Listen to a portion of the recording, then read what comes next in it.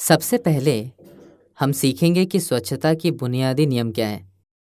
आपके मरीज़ की सेहत में जल्दी सुधार के लिए ये बहुत ज़रूरी होता है कि आप डॉक्टर और नर्स की तरह स्वच्छता और साफ सफाई का बेहद ध्यान रखें। स्वच्छता के नियमों में सबसे ज़्यादा जो चीज़ ज़रूरी है वो ये है कि आप अपने हाथों को किसी तरह साफ रखें। साफ हाथ आपके अपनों को कीटाणुओं से दूर रखते हैं।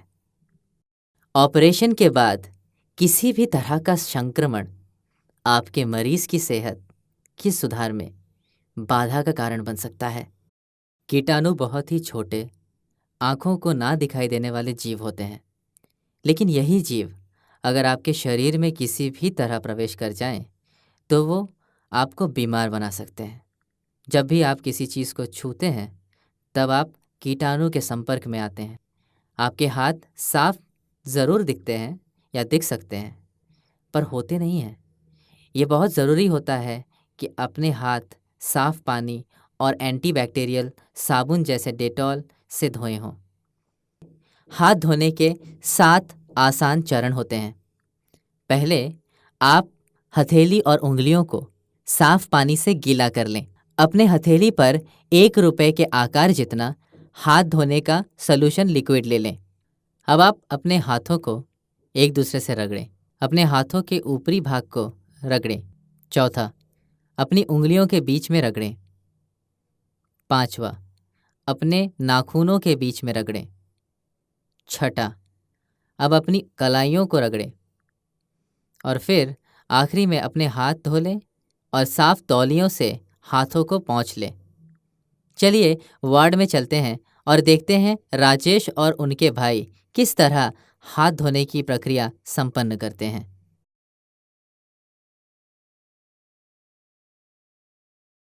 राजेश, कोई परेशानी है क्या?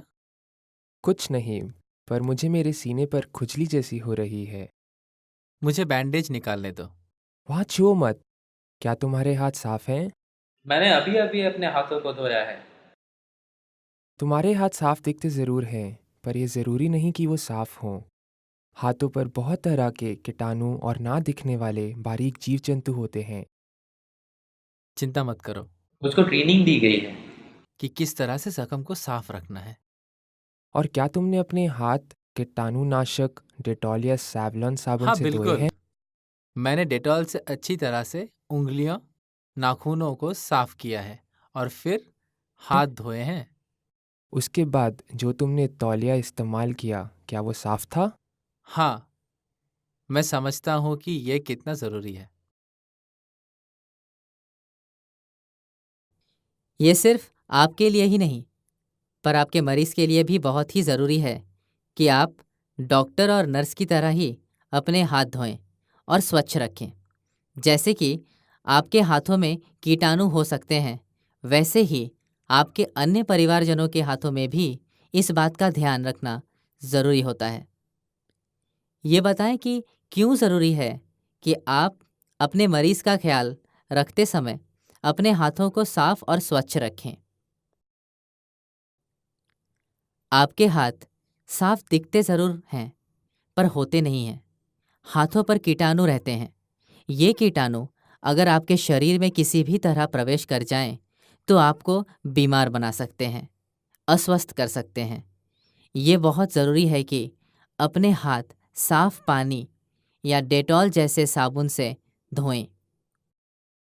किन किन क्रियाओं के बाद आपका हाथ धोना अत्यंत आवश्यक है?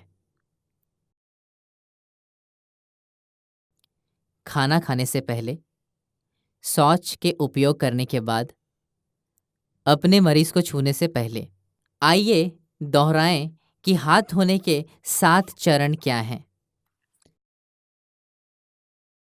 पहले आप हथेली और उंगलियों को साफ पानी से गीला कर लें। फिर अपने हथेली पर 1 रुपए के आकार जितना हाथ धोने का सॉल्यूशन लिक्विड ले लें।